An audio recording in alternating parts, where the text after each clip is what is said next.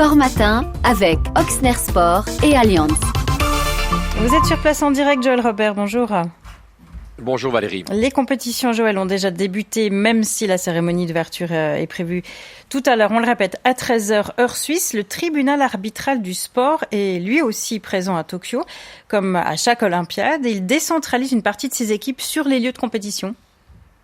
Et il fait cela depuis 1996. Il y a une trentaine de personnes qui travaillent 24 heures sur 24 pour le TAS, 23 à Tokyo et 6 ailleurs dans le monde. En fait, il y a deux chambres qui gèrent les opérations du tribunal, une qui se charge des cas de dopage et l'autre de tous les autres litiges. Le TAS a commencé son travail 10 jours avant l'ouverture des Jeux et terminera sa mission le soir de la cérémonie d'ouverture. Le but du TAS, c'est d'être rapide dans ses décisions. C'est indispensable pour Mathieu Reb, le secrétaire général du TAS. Vu le programme extrêmement rapproché des épreuves olympiques, nous devons évidemment être capables de donner des réponses rapidement. Donc nous avons nos juges, qu'on appelle arbitres, qui sont à disposition 24 heures sur 24 si nécessaire. Et nous pouvons trancher toutes sortes de litiges qui peuvent être des problèmes de sélection, de qualification, de quotas ou de disqualification d'affaires disciplinaires qui pourraient survenir aussi pendant les compétitions.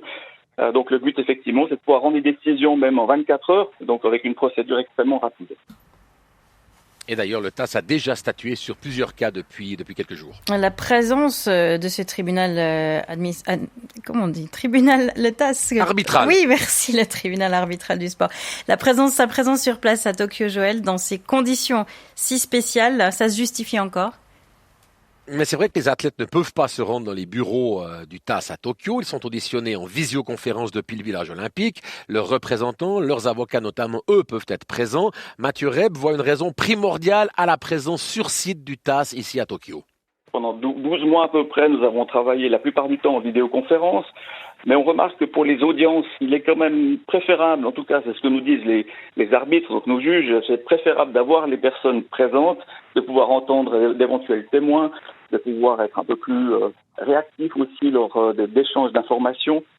Donc je dirais que l'audience par vidéoconférence, ça fonctionne, ce n'est pas la panacée, donc on aime bien aussi, et c'est même peut-être plus sûr et préférable d'avoir des audiences en personne. Donc on a trouvé une solution un peu mixte. Ici, on a de bonnes installations. Nous sommes capables de travailler en version hybride avec des parties qui seraient en vidéoconférence, avec des avocats éventuellement présents ou pas. Et donc nos arbitres sont sur place. On essaie de trouver des formules un peu flexibles pour que tout le monde puisse bénéficier de son droit d'être entendu.